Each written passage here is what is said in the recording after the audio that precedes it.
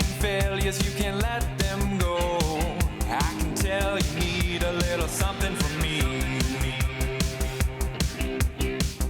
You got spirit, baby, you got heart. Hands are bad, but we can fix that part. Time for you to know what you could be. Push through it, cleanse through it. No limits, you can do this. You want it, just take it. You're on the edge of infinity. Push through the pain, you can go all night. Breaking limits, set the world alight.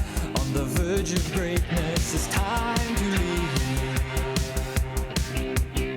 They'll feel your name when it's up in lights. You'll know your worth when you win the fight. Tell the world you won't go quietly. Push through it, cleanse through it. No limits, you can do this. You want it, just take it. You're on the edge of infinity. Ignite the competition. Rise above the pain. Rock solid your conviction. We're here to win. We're here to win the game.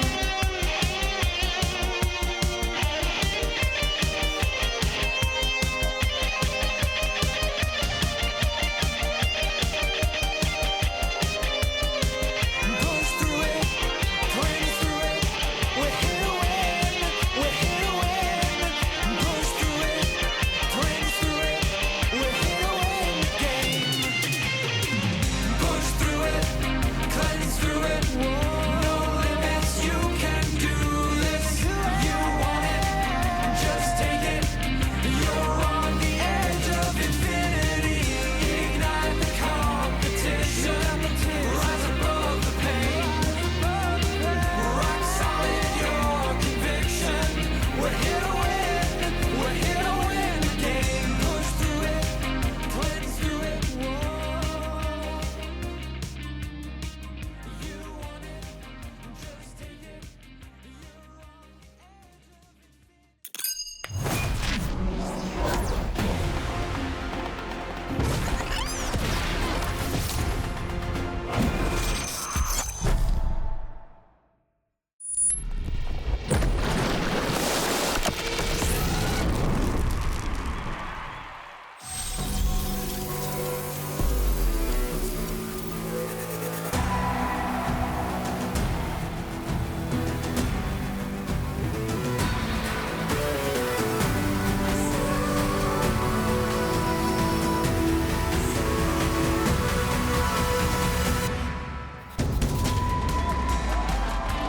Welcome everyone to the final week of the LEC summer regular season, live from Berlin, Germany in August 1985. You can't fail now as our teams are looking to secure those all-important wins in one of the tightest races for the playoffs we have ever seen.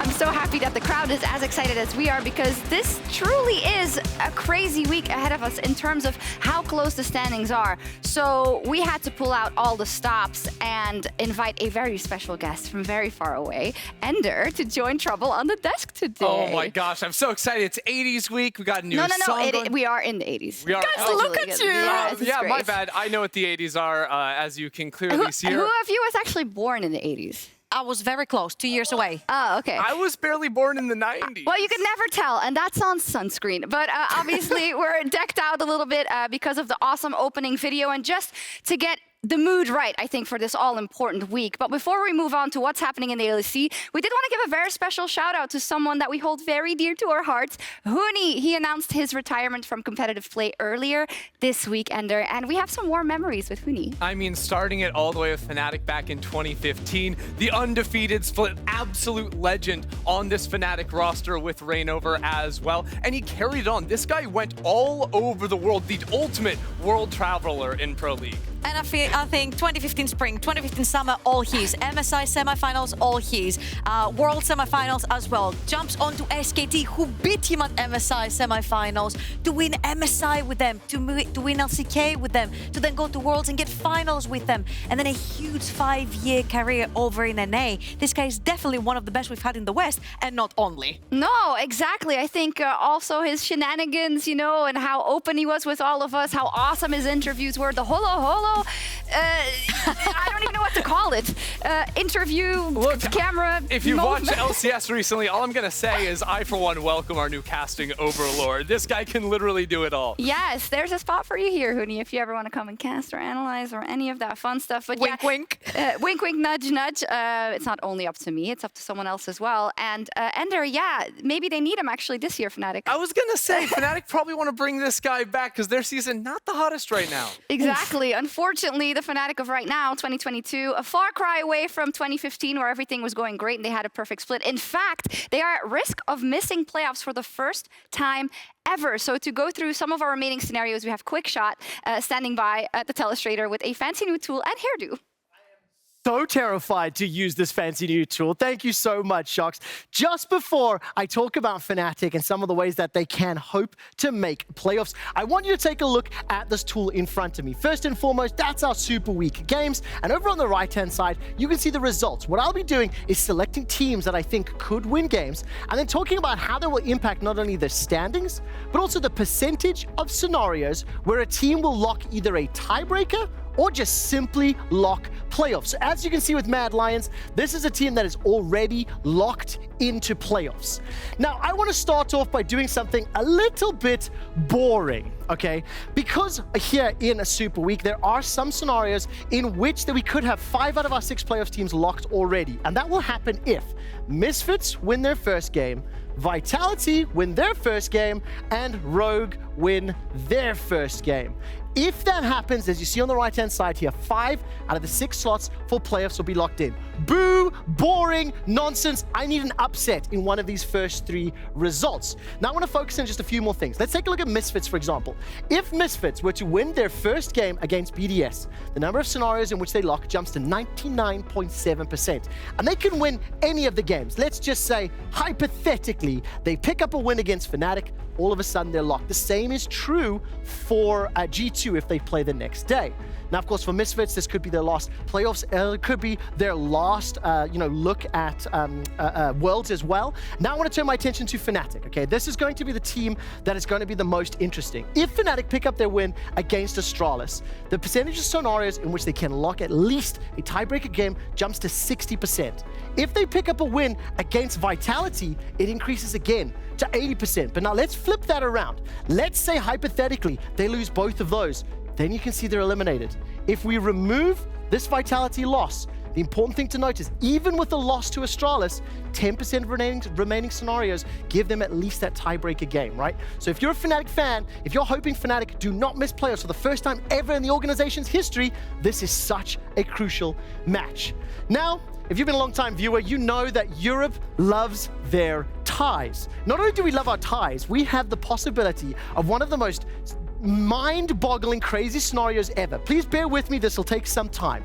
If you're hoping for chaos to ensue, if you're hoping to see the most ridiculous outcome of a regular season in the history of European League of Legends, please take note of all of the results that I am currently locking in. Where did I get lost now? So we're going to go G2 next.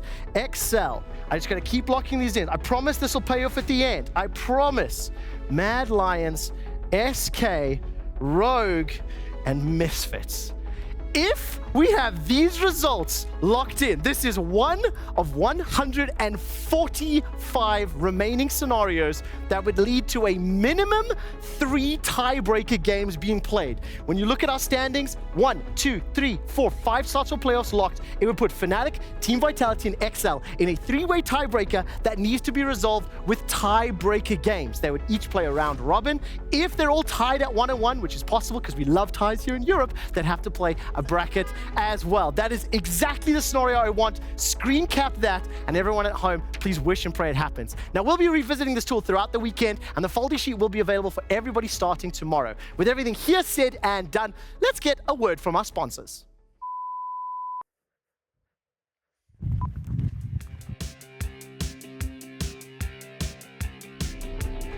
Do you feel overwhelmed with all the possibilities of playoffs? Let me let you in on a little secret. We've got 4 exclusive items for all your security, organization, fitness, and cleaning needs. And this is your last chance to secure these amazing deals before it's too late. I'm Kirsty Frierson, and let's face it, top lane is a dangerous place, and we love our weak side kings, don't we?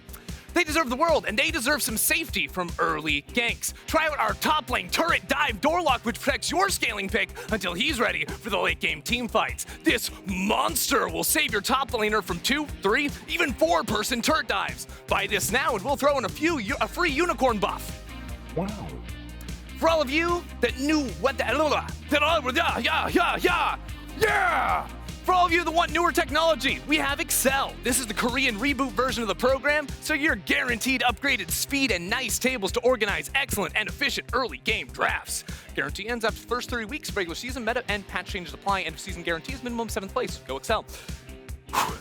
A bit late for beach season? Don't worry, the Miracle Maker exercise bike has all you need to pull off a sprint towards vacation. Maybe in Malmo?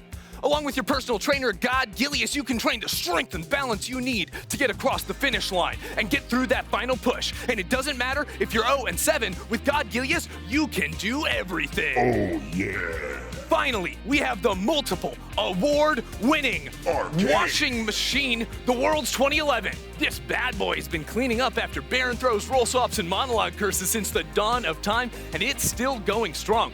No, the machine has shown a tendency to malfunction if you turn it on Hylissang speed, so make sure to purchase this limited time warranty so you can fully replace faulty parts if they start underperforming during the heat of summer. Get yours before it's too late, because this offer expires Sunday. And now, back to your scheduled programming. Oh my God.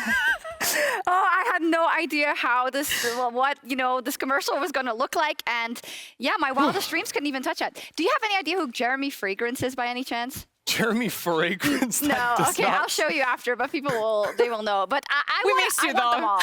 I want them all, whatever it is. I think I lost my mind. Yeah, especially the washing machine. But I can hear you at home saying, yeah, this is all fun and well, but it's not all fun and games because some of these teams might just miss out on playoffs and thus worlds, and you would be right. So let's dive into a bit of a deeper conversation about who might make it and who might not, right? And seeing which equipment you would buy. We'd love to hear from you in chat. Just let us know and spam us, FNC, XL, or ISK in chat now. As Trevor ran us through all the scenarios, it can still go slightly different than this, and maybe 2 of these teams qualify, but it is very unlikely. Actually, it is most likely that only 1 of these 4 will qualify. So let's talk about them. Starting with this, the remaining teams that they will be facing trouble. I mean, if you look at the schedule, a lot of these teams are playing their counterparts that are still fighting also for that last spot. Looking at Excel, they're playing SK and they're playing Astralis. These teams are also chasing them for that last spot to get into the playoffs. Same thing also is true for Fnatic. Same thing is also true for Astralis. Fnatic and Excel also on the same running. So it's very close. And honestly, I'm going to start with Trevor here. I do want the chaos. I do want the 3-way tie. We do. There's a high likelihood of chaos. I think it's important to note, it seems like both Astralis and Excel, looking at standings, only have one game where they're playing someone ahead of them. In the standings, the other 2 going to be very, very similar, whereas Fnatic and SK both have a couple of games throwing Vitality and Misfits into the mix as well. But when we look at that, it feels like in the past you would have said, oh, this is a super difficult schedule or whatnot, but because of how the teams have been fluctuating, to me, Trouble, I feel like any of these teams could take down any of these teams, and that makes this weekend so intricate. Absolutely. I feel like everyone has been beating everyone this season. Yeah. This is why we're on literally the last week of LEC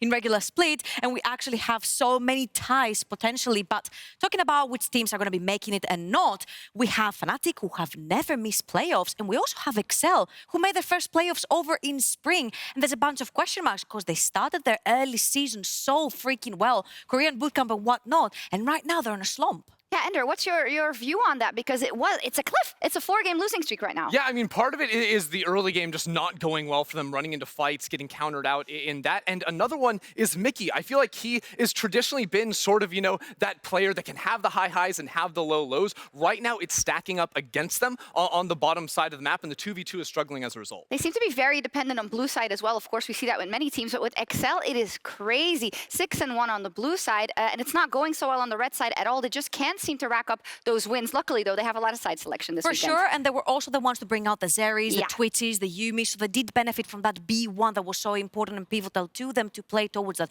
But I'll agree 100% with Ender. I feel like their playbook has been read multiple times by any other team. They came into through the Korean book up very well. You read the meta very well, but now every other team has read you very well. And by stopping that early game aggression, they're forcing Excel to bat all habits when they try over and over again to make the same play to try and extend or create a lead, and they fall further behind. It was supposed to be comfortable for Excel, but it's not. Now they are competing against the likes of a Fnatic, and that is so crazy to me because Fnatic was actually quite great in spring until it kind of fell apart in the playoffs. But from the untrained eye, Ender, to me, nothing is working. Yeah, I mean, and that's because nothing really is, and it doesn't seem like Fnatic are locked into just one way of trying to play the game. To my eye, it looks best when they're trying to play around their bot side of the map and when Wunder is up on tanks in the top lane, but he hasn't been locking in tanks all of the time. So that's been a little bit of a miss there. We've also seen Hylissang going for far more range supports down bot lane, playing for the 2v2 a little bit more, but that means the mid-game teamfight impact that you're waiting for from Hylissang, the playmaking ability, has not been there, and we haven't seen Humanoid leaving the mid lane to influence that bot lane regularly. Completely agree. I think the so-called best spot in the West is just not performing. We've seen deaths 2 versus 2.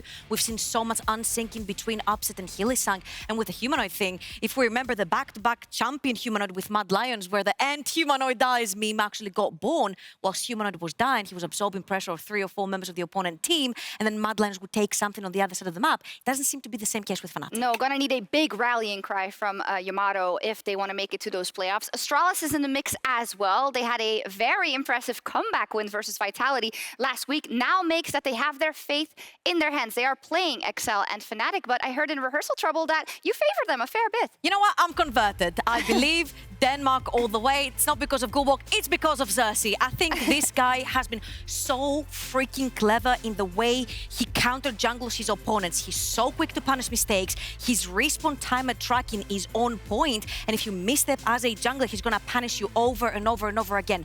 That, in conjunction with how Janhoon has been roaming the map, linking up together with Xerxes to get these early game advantages, has been stellar to watch. Yeah, Janhoon has been a menace in that bot lane and all across the map for Astralis. Checking in with how do people have voted. So Astralis and Fnatic in a very close race.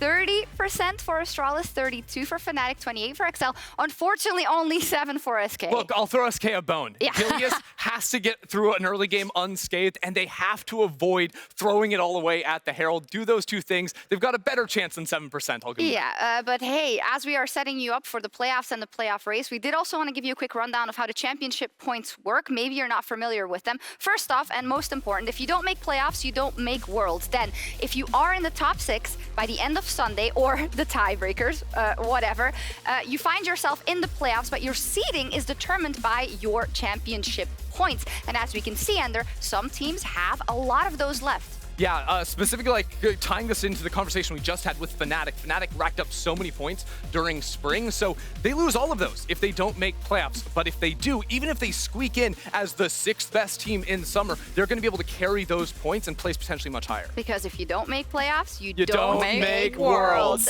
And it is just devastating with the situation that right now this is in, because you go from an XL who people were even saying at the beginning of the split, oh, I'd actually like to see them at Worlds. Now they are scraping by to get into those playoffs.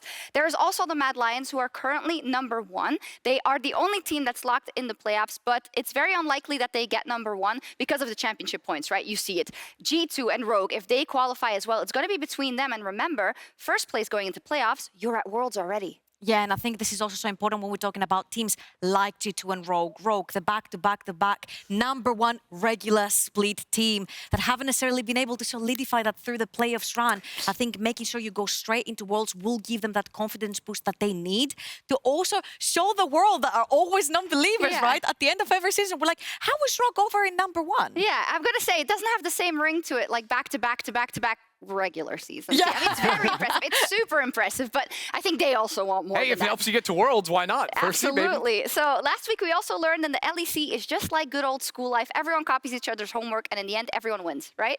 Yeah, absolutely. I think that Australia's got done a little bit dirty because over on Saturday, they brought something that was very unique to them from blue side. And if we see all the two teams that actually copied their homework, it was that Ornn into the Twitch, into the Renata. The first draft at the very top was Australia's versus Vitality. They were the underdogs going into Vitality and bringing in the front line together with the Renata ult and a very hyper carry to carry them later on was that recipe. Then BDS was like, well, you know what? We're playing Excel and we're also the underdogs, nothing to lose, not going to make playoffs. Why not try the same thing and see if it works for us? They did the exact same thing. Ornn into Twitch, into Renata. Then you walk into further down the line and they're like, wait a second, but Yumi is open. That could be a nice iteration with the Twitch and the Ornn. So the three core pieces are remaining the same for these three. Yeah, it's like even if you're changing out the Yumi for the Renata in terms of like ultimate lining everyone up with that Ornn ult, it's all about setting up that Twitch for the team fights. Yeah, absolutely. And I think the three, as we mentioned, key pieces to these compositions were the Ornn, the Twitch, and the Renata. And I feel like Ornn has been such a pivotal part on the top lane because he's the guy that's going to lose gracefully. He's going to give you value through ornaments later on. If you need someone to face check because you don't have vision, he's the one to walk in first. And he has one of the most broken, reliable, long-range engages in the game. And you're saying, yeah, okay, we knew Ornn could do that anyway in every single patch. Why in 12.14? Because the Trinity, the Holy Trinity, his three bullies have been absolutely nerfed. The Gnar, the Gwen, the GP. These guys would take him out of the map. They would push his tower down very early, and then he would have to scrape to get to that level where he gives ornaments. And by the time he would be there, the game would be lost. So right now, if you look at the top lane as played in the previous week, it's Juanis, Aatroxes, Cannons. He doesn't care about those. He gets to scale for free. Yeah, he gets to scale, then teleport or run down for a dragon fight where the bot lane is going to be showing up, right? As soon as Twitch comes into the mix and you consider what this character can do when you combine it with the power of those ults, fighting around a dragon, if you're spiking off of the Bork as well, that's exactly when Twitch is going to show up, coming out of the stealth with that extra attack speed. He can just line up off of those abilities, and when you put a Renata next to him in lane, that also gives him 2v2 power. And I feel Renata has gone under the radar quite a lot, because from a B1, it went all the way to a B5 from the side of Astralis, but you can see the second they lock it in, Super Tech, Sia Taxi has been the #1 support in the bot lane since the release. Going to be informing the drafts as well. I think we're not looking at the schedule, but Fnatic versus Astralis is today as well, and this is a really important game. But what's also important is how the Misfits are going to do. In their first game of the day, Misfits can get to 99.7% of scenarios where they lock playoffs with a win. Let's hear from Neon, who joined us on Euphoria earlier this week. One win at a time. Any thoughts coming into this week of competition? Any thoughts on last week of the LEC that you want to get out there before we wrap up for the day, Mr. Neon? Any thoughts? I mean, you can go any direction you want, brother. I don't know, man. Like, when I look at the standings, this is like not what I had envisioned going into the split. Like, honestly, at one point, this split, like when I think we started at like 0-4, and last year, I thought it was going to be the exact same. Like last year in spring, I finished like top 4 or top 3 with Schalke, looking really good. Yeah, that roster, that was when Abba was before Abba left for 100 Thieves, yeah? Yeah, then suddenly there's changes. The org is starting to get solved. We make changes. Boom, last place, unwinnable for the offseason. And this split, it was looking like the exact same. And I was like so mentally falling into that same thought pattern. I was like thinking like, oh, it's all the same thing again. I was like, starting to feel really bad about it, right? Yeah. And to like then bring us up to this point where we go basically from 0-4 to 9-6 in this level of competition, like I'm still like mind blown about it. And to even think that I might be 3 games away from Worlds. No, don't think about it. It's like the craziest narrative don't ever. Think about it. And listen, and I've been for like crazy narratives, okay? I've been on the Schalke Miracle run, right? Yeah. And I think this is even crazier. So like, it sounds like your career and your history of career is like extremely low lows, but extremely high highs, and there's no middle ground. Because like, you're right, you started off 0-4, you've been 9-2 in your last 11 games. You know, like Schalke, miracle run. UOL, Misfits, Schalke setting spots. Let's not talk about UOL. I think I have like, it's a roller coaster like market. It's never been stable. And the one thing that I don't like about that is that it implies that following that I'm on a high right now, that it follows a low, you know? Oh yeah. So the stonks are gonna go down eventually. Yeah. Really great episode, as always, of course. But Neon, giving us a little bit of insight because, of course, it's definitely not easy. And I think he's been on a roller coaster for a few years now, but especially with this Misfits roster where it was very underrated and then making to playoffs and then the VTO MVP and, well, what about the rest of the team, etc. And now they get to a position where they might actually quite comfortably make it to the playoffs in the last dance kind of for them. Yeah, I mean, go as far as you can, right? Especially I think their last matches against Fnatic going back to like the early days of when Misfits were looking strong. And in recent history, the last couple of weeks, like I've been really impressed with how this team has been playing out their early games. Like in a match last weekend, they were constantly dodging their 2v2 around the map, avoiding the 2v2 and trying to bully the top laner, like back to old lane swap days, really just playing the map in a nice way to look for dives and incorporate Zanzar into the roster because he has been so effective at finding early plays, and the map movements they were doing were super impressive tied into him. I'd just like to give a little bit of praise to the players because it's been chaos over in Misfits right now. It was a 0-4 start into we're climbing boys, into, oh wait, our jungler is out, we have to play with a different jungler right now, but wait, we're on the rise, and Neon said high highs are followed by sometimes low lows, and I think this ties very well into BDS as well, because yes, Misfits is not going to be in the league anymore, so these guys are technically fighting for their careers to be picked up by another organization, but I feel like for BDS as well, rookies coming into spring 2022, all of them, 5 rookies from the EROs. I've seen their careers through the EROs into EU Masters, and right now they're still fighting for their position because spring and summer have been pretty bad splits for them. It has. They did pick up a win last week, finally, and I think Nuclear Int has been very much a highlight. I think a lot of people would have thought, Syncroft, who was holding the fort down when it was going a little bit better, but it's been all about Nuclear Int as of recent. Absolutely, and in this Ahri game too, like so much, like it's very easy, especially when you're a weak team, like you find yourself in a position where you get some early kills, and then the game stalls out. Enemy team turns it into team fights, you end up losing it out. But Nuclear Int, what he was doing on this Ahri was literally every wave in mid lane, once he got his first 2 kills, it was push wave and move into river, fight over a scuttle crab, just move with your jungler. And even though each one of those, dips into the fog 4 didn't result in a kill, he was constantly trying to find more and more opportunities to convert that kill into something more for the team. And I think the fact that he didn't misstep, okay, he misstepped once, 14-1 and 8, but he didn't misstep the entirety of the game, whilst all the resources, all the gold, all the damage was on him. So I 100% agree with Enda. It was very impressive, the fact that he got given everything and he translated that and netted in a victory for his team. And for both of these teams, this Super Week, incredibly important, as you guys both said, to kind of just show what you got in terms of what is coming next. And now it is time to kick off the final LEC Super Week 8, Week 8 rather. 8 teams still knees deep in the race for playoffs, and every game counts for all of them. There is no excuses. It is time to deliver because you can't fail now.